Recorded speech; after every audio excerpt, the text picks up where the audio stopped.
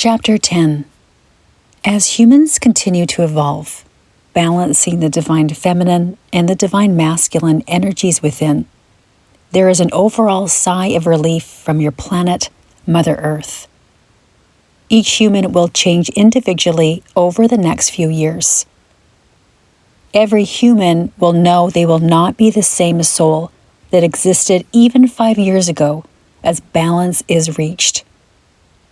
The balance we speak of is empowerment, a time when women's voices will be heard and not muted, where every human can express to be with the human of their choice without shame or ridicule, no matter their gender, race, color, or religion. There will be many circumstances, beliefs, and a writing of the ways that will happen. When one looks back at the history of Earth, many will be shocked at how long the imbalance went on for. Each soul will rise and feel its own power of resiliency move within. The time is now for humanity to become the species they are meant to be. The next 3 memories bring forth hidden truths, transformation, and friendship. These memories are of great importance to unlocking parts of the human mind as it unfolds into expansion. The Maguana. This brings us to the next memory that has been hidden and the documents destroyed. We speak of the peoples in the Himalayas who are now separated and currently reside in 2 groups, one in Mongolia and the other in Tibet. This group of shamans and wise ones looked at life with humor, resiliency, and strength. For a group to survive the harsh elements, the long winters, and the high altitudes in these areas, most humans would find it too difficult on a long-term basis. This story is from a few centuries ago, and this group were called the Maguanas. We begin Earth's memory in an ice cave. This ice cave was at the base and through a path of the Himalayan mountains. The Maguanas created a dwelling here with animal furs to wrap themselves with to keep warm, and animal skin was wrapped in many layers around their feet. They used every part of the animal for survival. The animal bones were used for broth throughout the winter, and the hooves of mountain goats and deer were made into tools and spearheads. The mountain goat horns were used for hooks and other tools for cooking or hanging clothing on.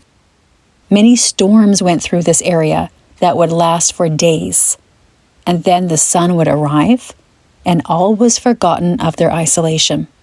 Life was about survival and family time together.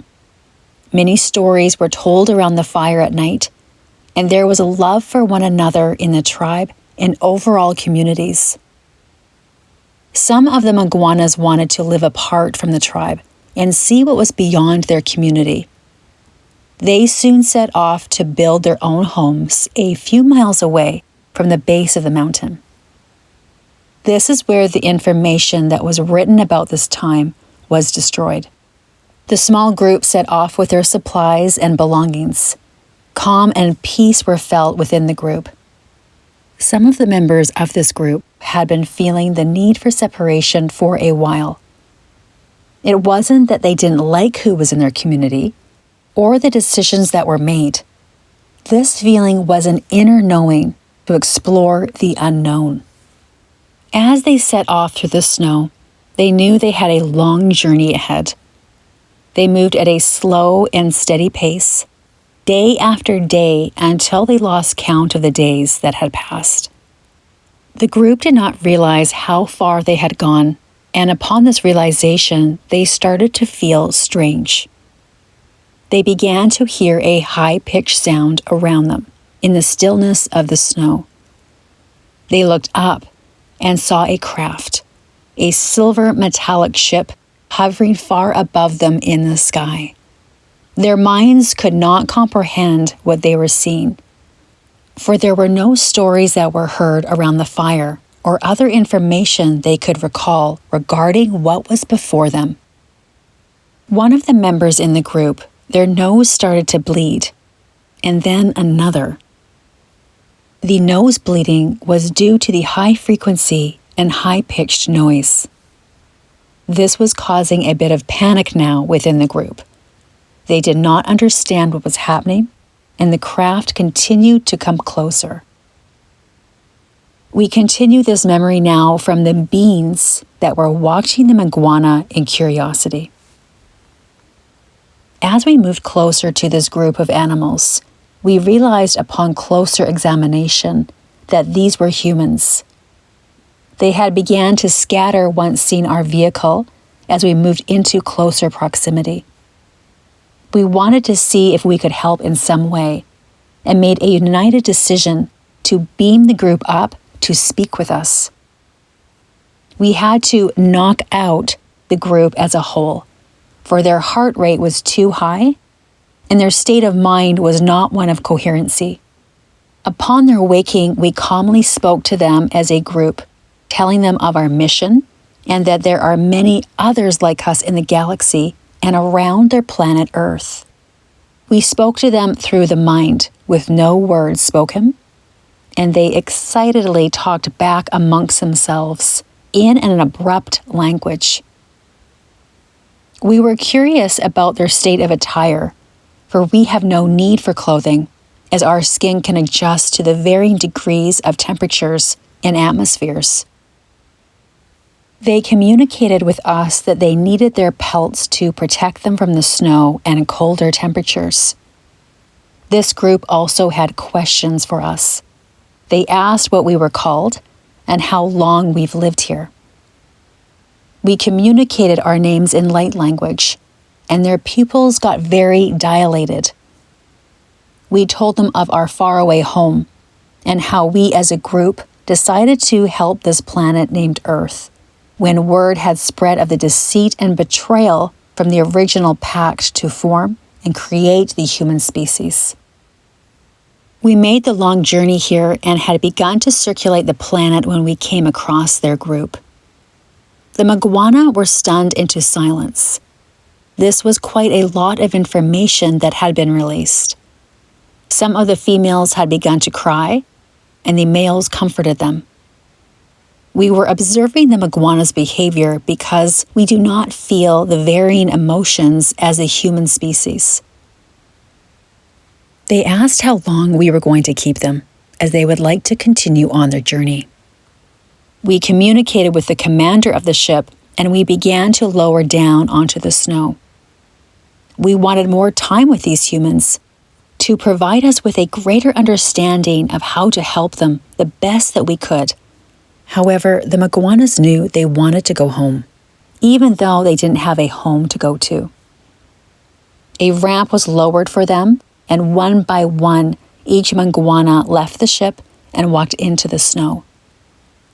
They backed away slowly, giving the strong signal they did not want to communicate further, for they needed time to sit with this experience.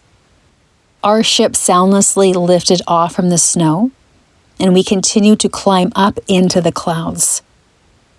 We wanted to watch this group and continue to observe. Our ship was cloaked, and we could move in and out of the clouds without being seen. This group hugged each other and were talking very animately using their hands and arms. They picked up their supplies and began walking until they reached a plateau that overlooked a valley.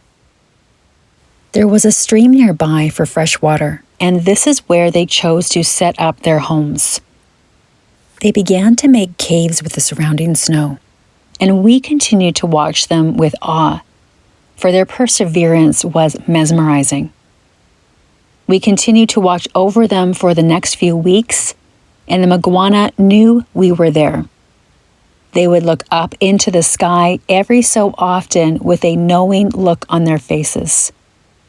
At this point, we decided to leave and give the Maguana their privacy. We would come back 5 years later to ask if they would like our help once again. End of memory. The Maguana wrote their tales down on the hides of animals by biting their teeth in different patterns. The record of this event was later burned by an untimely accident. The Maguanas, however, were determined to document their story and found earth caves near their settlement and created drawings on the walls. Their story has yet to be discovered. The light beings from the craft did come back 5 years later, and by this time, most of the Maguana were open in receiving them. The light beings left their ship and were among the humans for a time. This was in the season of summer, when the snow had left most of their area, and they could freely walk down to the lower elevations. At this time, the light beings were learning the Maguana language, and the light beings openly communicated with the Maguana through telepathy. There was, however, a lingering hesitancy with some members of the group as they interacted with these beings. This changed when the light beings showed them how they can move heavy boulders with crystals, light, and sound. The members of their tribe changed their views quickly and found the light beings' intentions to be true and sincere in helping them. The light beings helped the Maguana make secure homes of rock, and the group would then use mud and grass mixed with water to fill in the holes.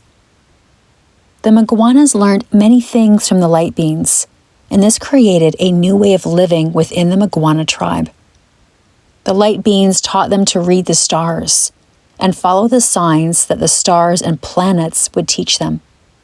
This is true to this day with humanity. It is through astrology that predictions are now made and have come true. The stars and planet alignments tell in great detail what will happen with each planet that you live on and on an individual basis.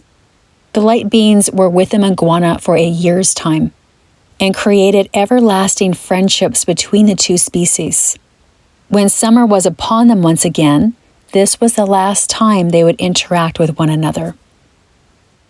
A great earthquake took the lives of many of the Maguana and the light beings from falling rocks and the opening of the earth. Their bodies have now turned into dust, but their stories remain in the caves of their interaction and time together. This is true for the human species now. There will be an increase in the interactions from light beings that want to help humanity. These light beings will begin communication in dreams and show themselves to those that are open in the coming years. It will take a bit of time for this to happen, for there is still much dismantling to be done in your society and on your planet. Once balance is achieved, the light beings will continue to help humanity prosper through the connection of love, unity, and peace. The Ayahuasca Ceremony.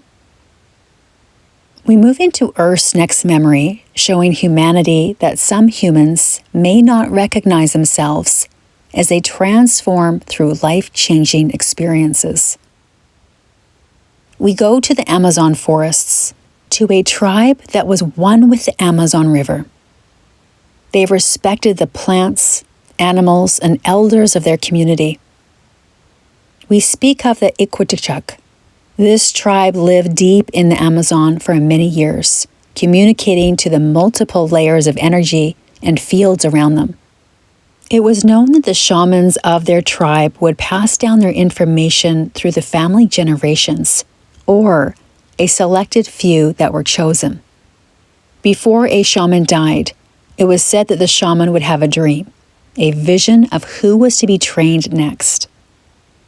This tribe used the plant ayahuasca for ceremony, as it was tradition to drink this mixture and see what would be revealed with becoming the next healer. Experiences were had when one would drink this brew. It is through ceremony that this memory begins. An initiation circle was made outside of the village for the soon-to-be medicine healers. These participants consisted of 2 younger women and 1 younger man. 3 shaman healers were also in this circle. Each participant needed a healer by their side as they began to drink the ayahuasca brew, for they could have hallucinations, be sick, or wander off to a part of the jungle, and this could last up to 6 hours or more.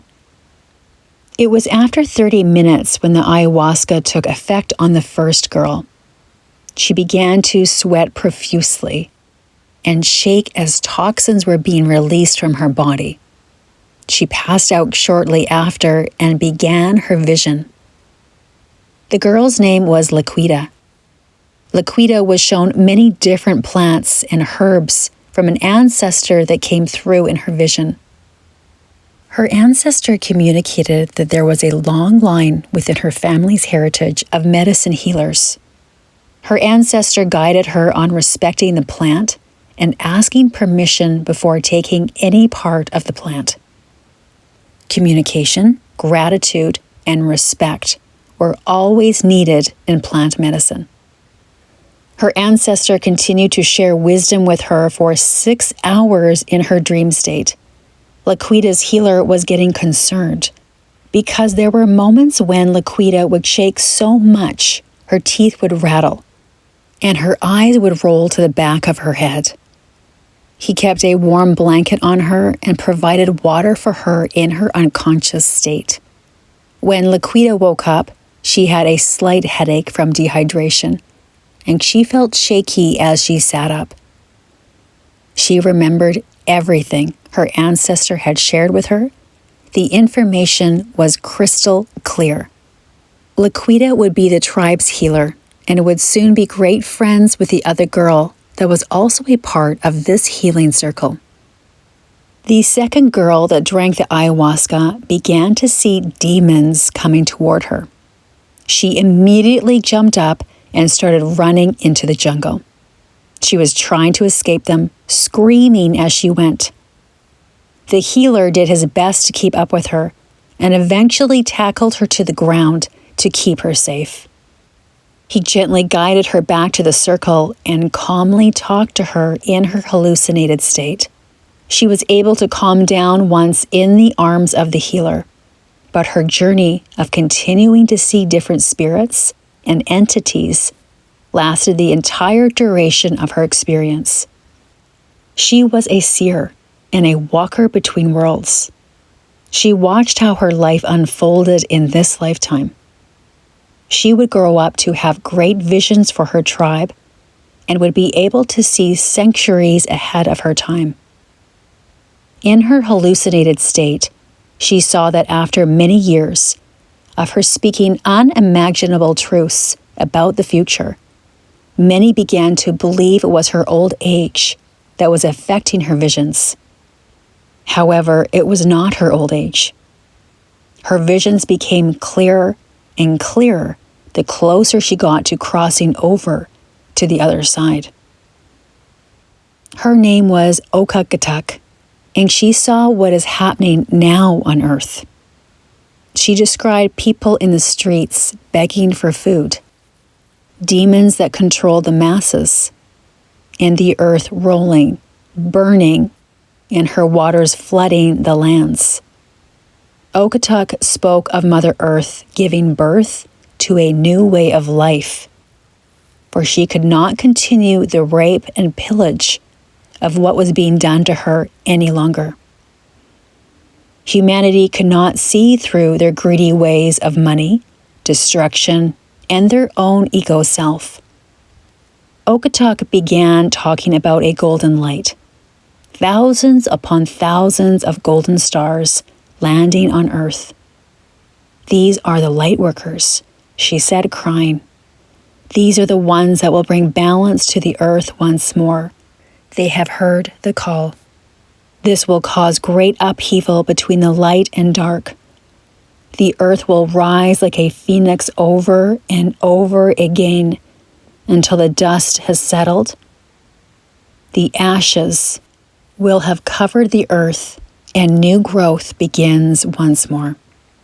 Change is imminent," she says. the crumbling has already begun. Okotok woke up from her journey of the ayahuasca. This was Okotok's path, to see visions and be the wise one to her tribe. Okotok's memory is also here to show humanity.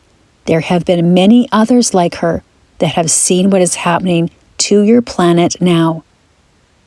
We go back to the young man now, the last one in the circle. After a few minutes of taking the ayahuasca, he lay down and felt horrible cramps in his stomach. He began to purge over and over again. The healer that was assigned to him kept a close eye on him and aided him with water when he could. Once the final purge took place, the young man lay down in exhaustion. He was pale and incoherent. He spoke in a foreign tongue that was having the healers look up at one another in concern and curiosity. The young man's name was Eshruta.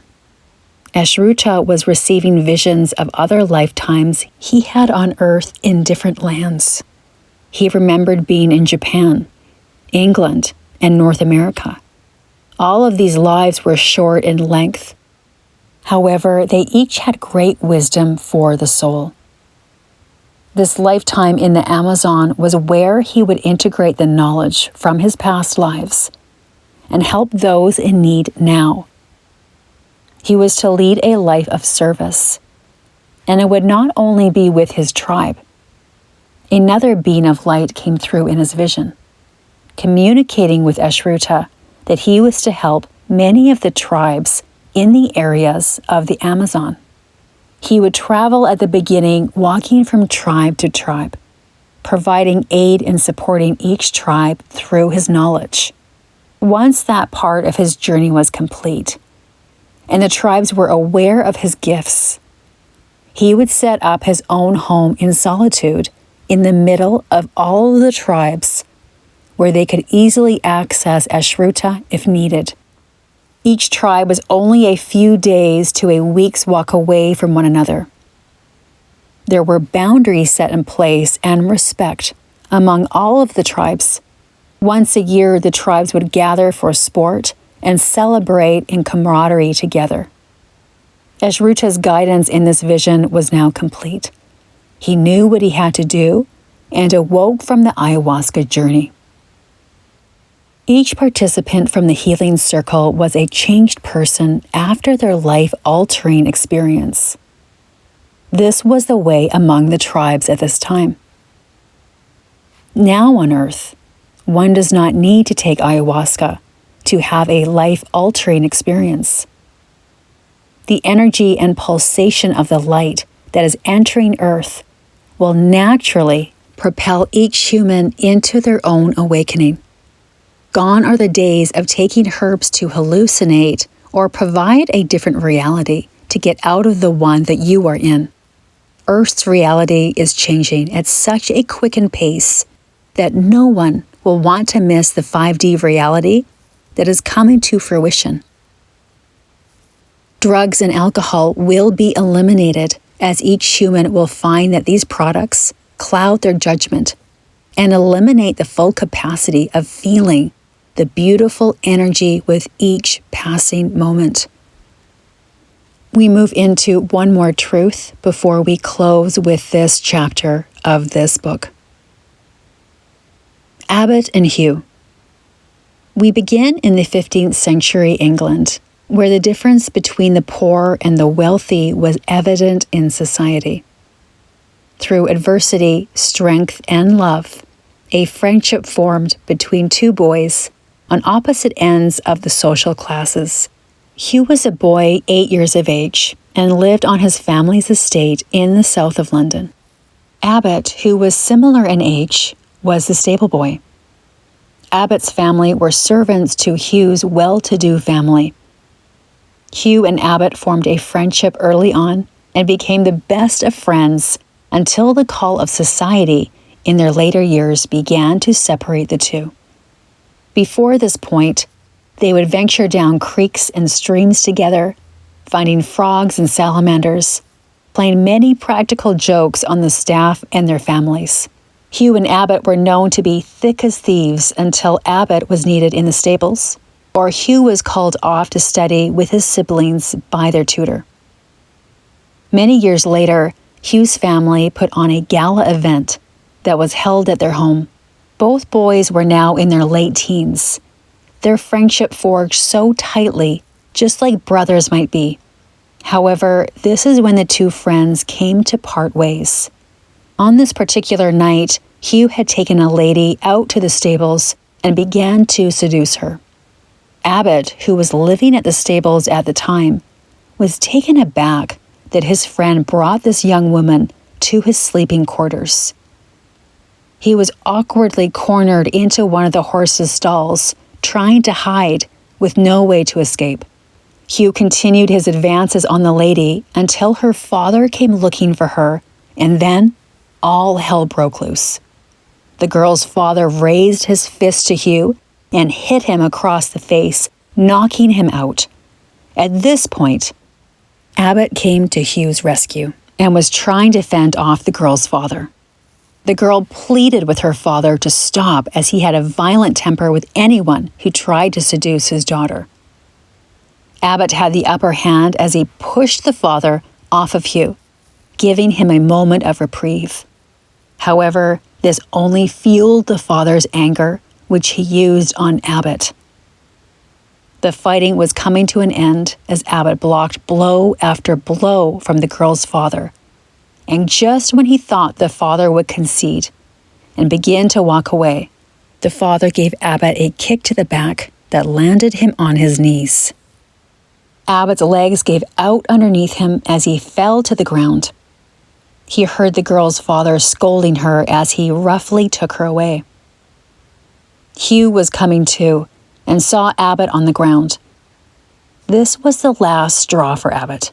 He had defended his friend for years and was always coming to his aid.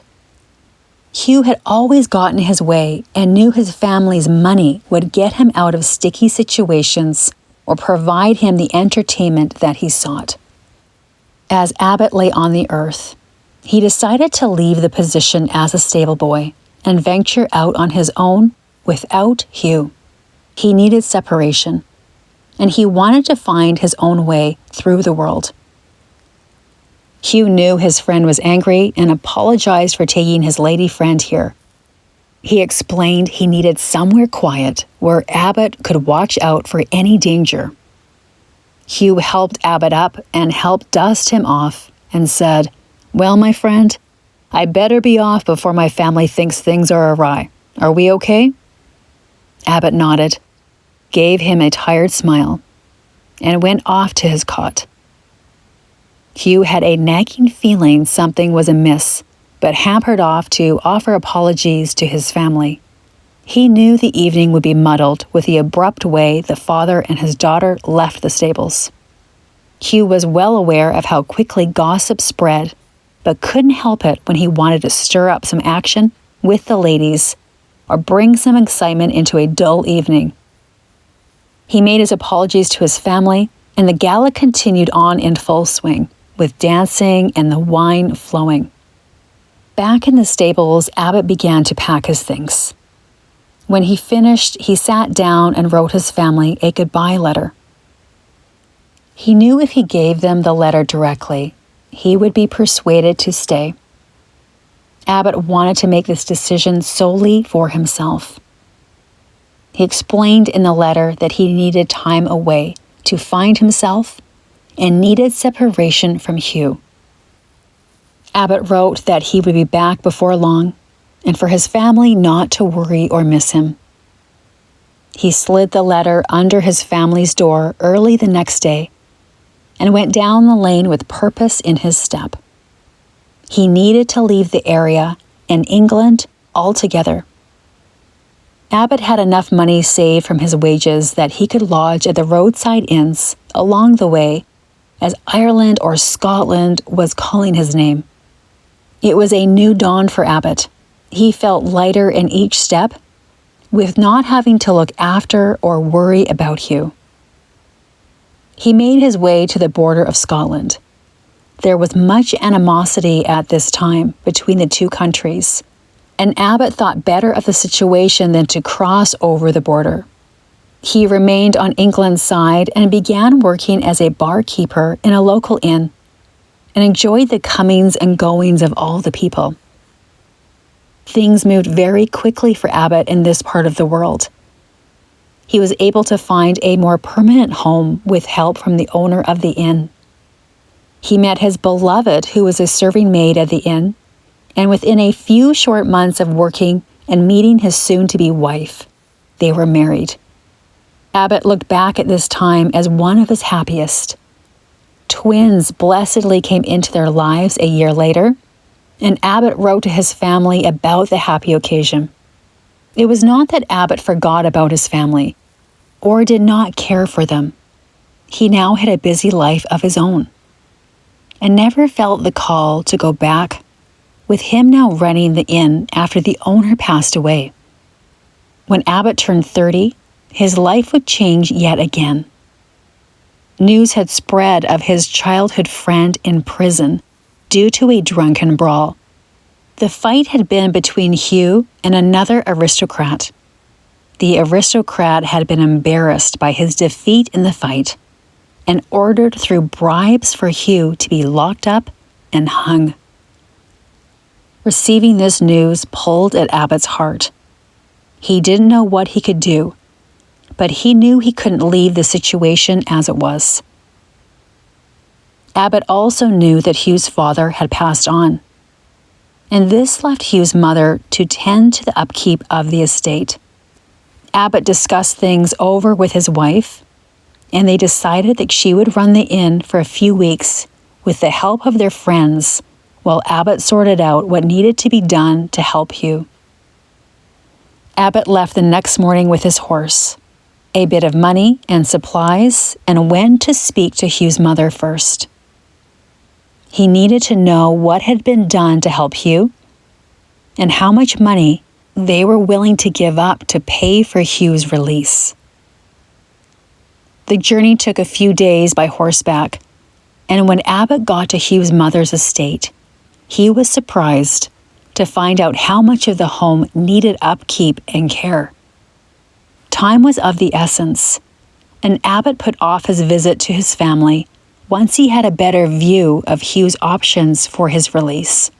The first thing that Abbott noticed was the amount of staff that had been drastically reduced.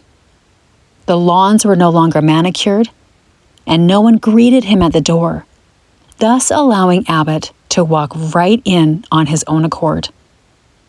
Abbott found his way to the parlor, where he found Hugh's mother in tears, over a desk of papers with more letters strewn all over the floor. "Mrs. Parker, I bid you a good day," Abbott said as he cleared his throat. Hugh's mother looked up from her own thoughts, and when she saw Abbott, she shot up from her seat and wrapped him in a warm embrace. "Oh, Abbott, we are in ruin. Hugh has gambled our monies after his father passed, and I have no one to help me or advise me." Abbott gently released Mrs. Parker from her embrace and guided her back to the sitting room. He held Mrs. Parker's hands in his own and asked for her to start from the beginning. Mrs. Parker, Edna, described that when Abbott left, Hugh went into a downward spiral. He began to drink during the day, gambled at night, and was in constant pursuit of entertainment. Hugh's father sent his children to boarding school, where they did not have to witness their brother's atrocities. However, Hugh's father's health began to decline when the family split and society started to pull away from their family. The stress was too much to bear for Hugh's father's heart, and he died shortly after. Hugh sobered up for a short time after his father's death, trying to help his mother run the estate, but the drink and good times called him back, and Hugh didn't see the point in keeping up with appearances. Hugh was lost.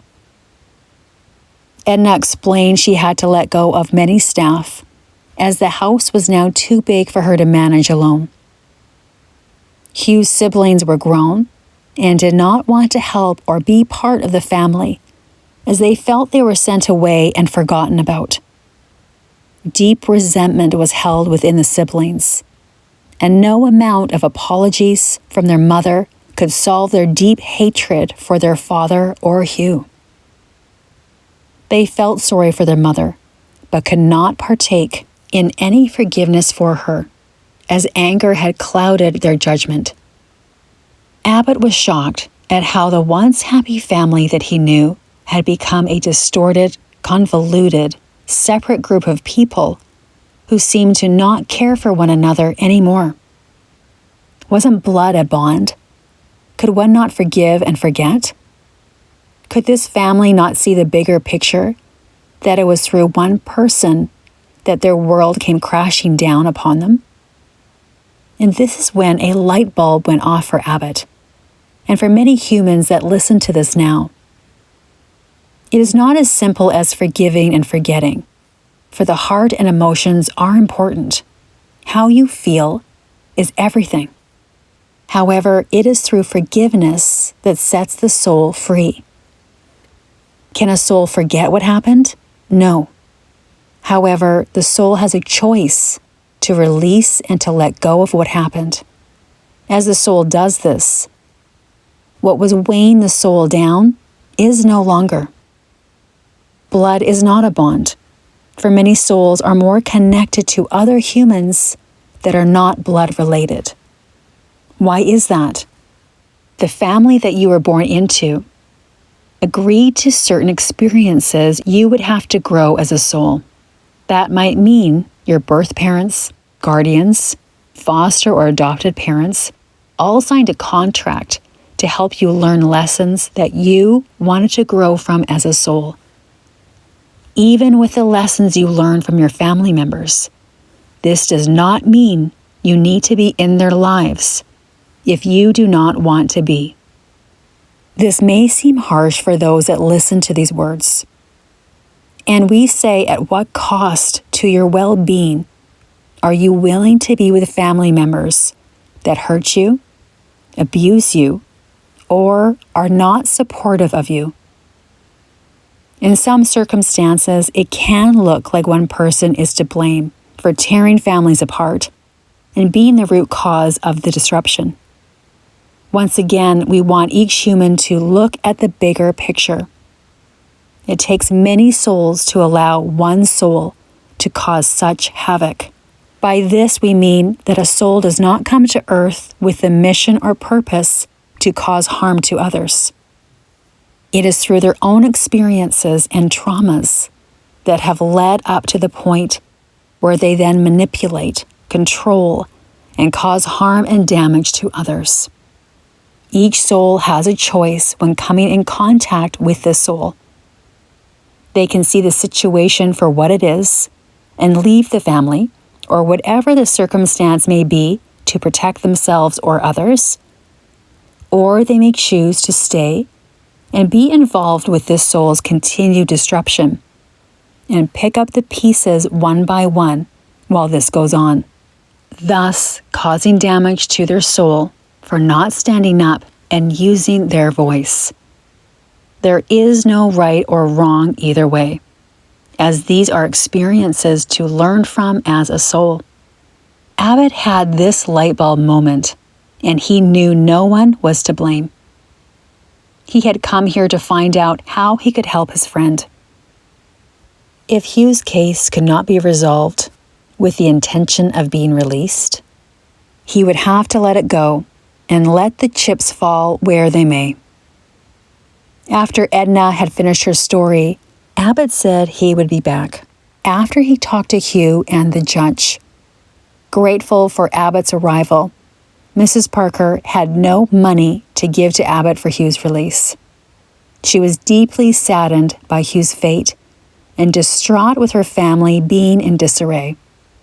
Abbott bid farewell to Mrs. Parker and set off into town to talk to Hugh and then the court. Once Abbott made his way to the holding cells and paid off the guard for a visit with Hugh, He was disgusted at the conditions. Rats were scurrying about. The cells were dark and damp. The smell was atrocious.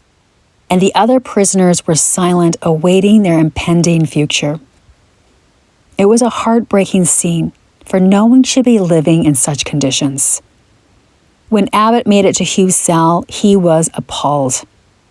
His friend's face was so swollen, it was unrecognizable.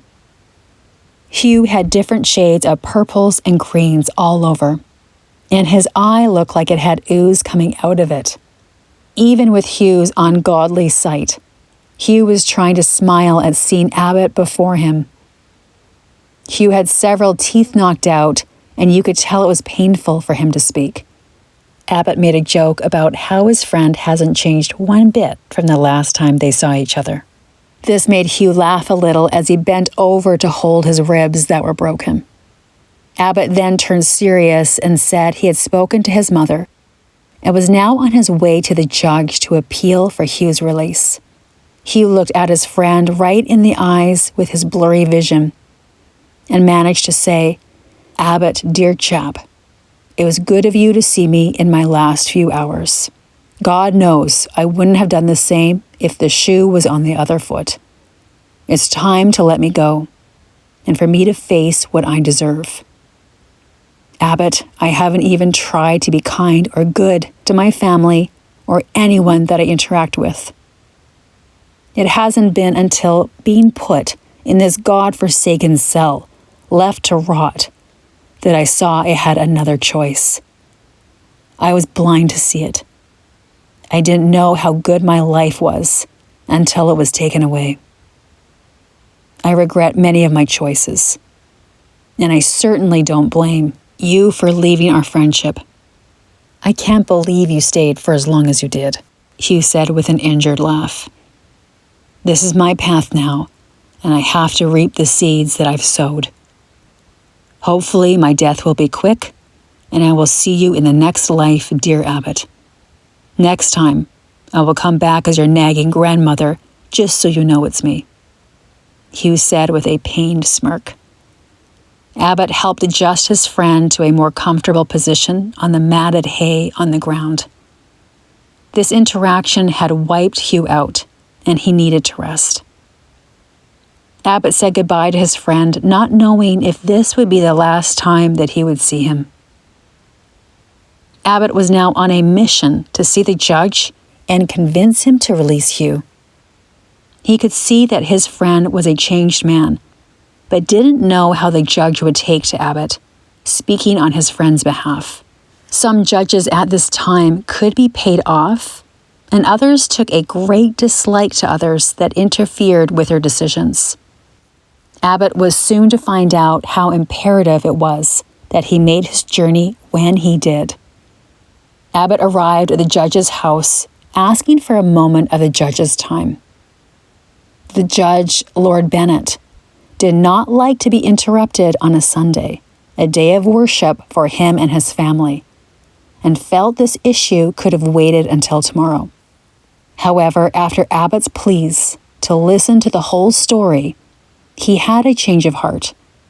Lord Bennett also had family strife in his life, and this left a deep impact on the way that he interacted with others. He saw many parallel similarities between Hugh's adolescent ways and his own childhood. If it wasn't for his grandfather keeping him on the straight and narrow, he would have wound up like Hugh. Lord Bennett told Abbott he would reverse the decision for Hugh to be hung if he agreed to several stipulations before his release. Lord Bennett explained that Hugh would have to write to each of his siblings and his mother, asking for their forgiveness, and explain how he is now a changed man. Hugh would accept their decision, whatever the outcome might be.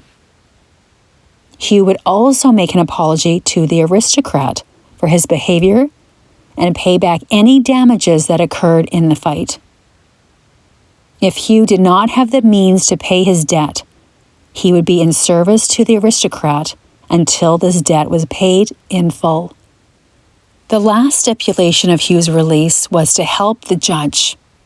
He wanted Hugh to listen to the young men that had recently gotten into trouble and advise them with a helping hand with what Hugh had learned.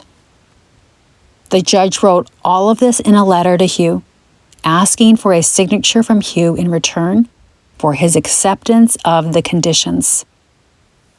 Abbott was elated. Never had he thought the judge would be so lenient.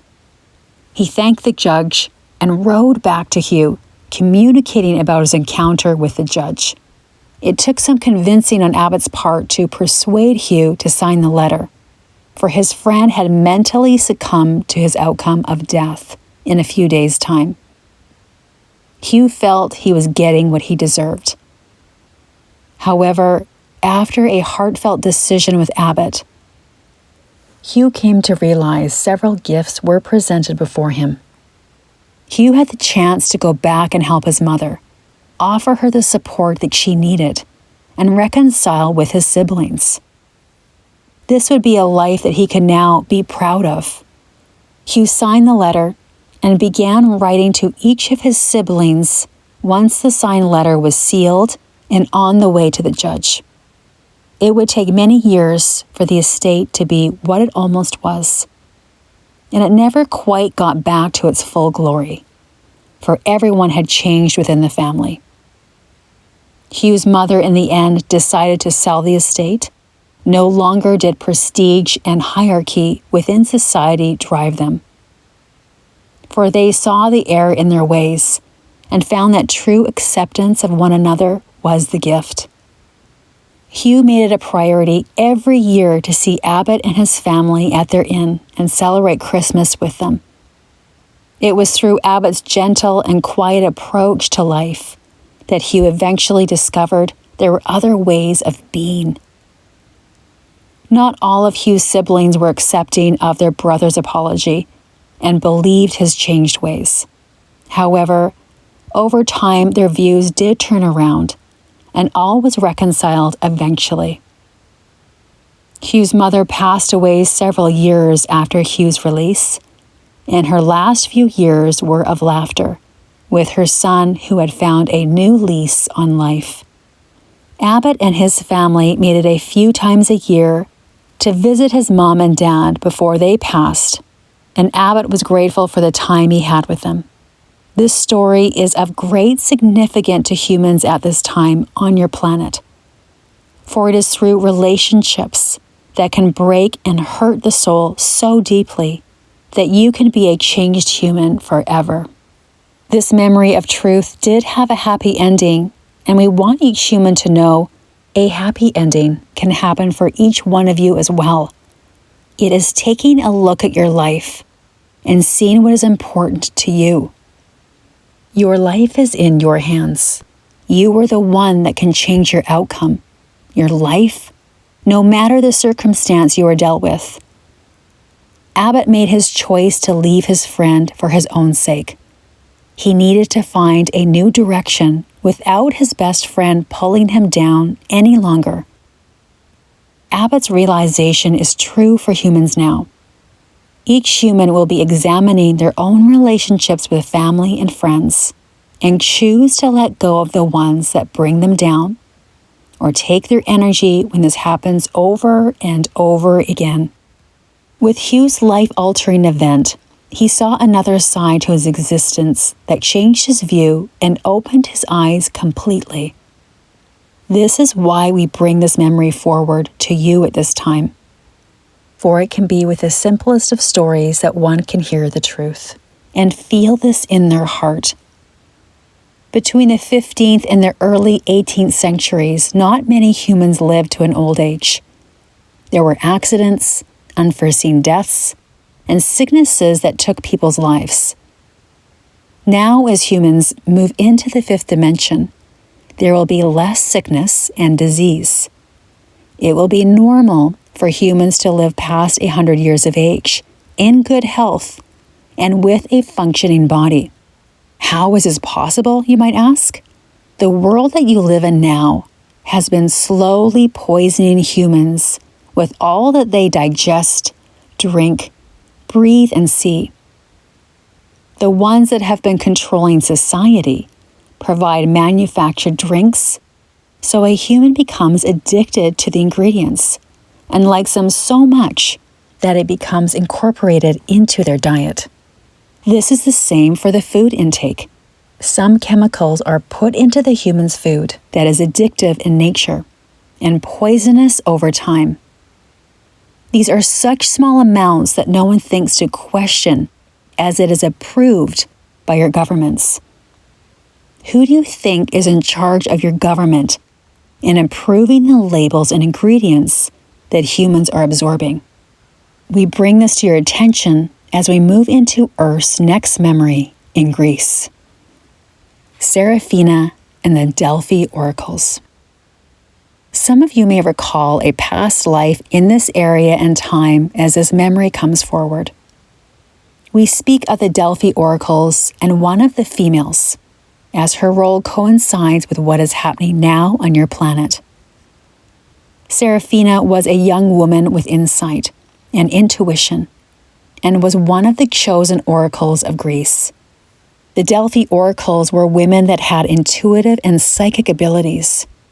There were chasms in this part of Greece that would produce gases. When breathing in these gases, the oracles went into hypnotic trances where they could see future events and receive psychic information to help those that sought to seek their help. Word spread far and wide of these oracles and their visions. There would be lineups to have time with an oracle and ask her questions about your wealth, family, and future. Many of the questions would not be answered as straightforwardly as some patrons would like. However, the oracle was not to blame, for she did not always remember what she would say when she would breathe in the gases and communicate what she saw. There was one oracle in particular that spoke in front of the ancient scholars and had an audience for many years. Seraphina saw the destruction of the world as it is happening now on your planet. She spoke of vehicles that moved with wheels and people that flew in contraptions in the air from one place to another. She spoke of the fear that plagued the planet and the earth wanting no more. Seraphina would be seen by hundreds of scholars that would come from afar to write her channeled knowledge. They came from many different cities to evaluate, decipher, and speak to others about her wisdom. The gases, however, affected the oracles. It would affect their breathing and lungs over time. When finding out it was the gases that were causing disease in the oracles' bodies, this was little too late. Seraphina enjoyed her time in Delphi and found she was a soul between worlds. She would often see horrific events in the centuries to come, and then would come back to her life on Earth in Greece's peaceful surroundings. Her heart was in turmoil, and she grieved daily from her prophecies. Seraphina did not know the depth in how her visions helped the scholars that sought her out.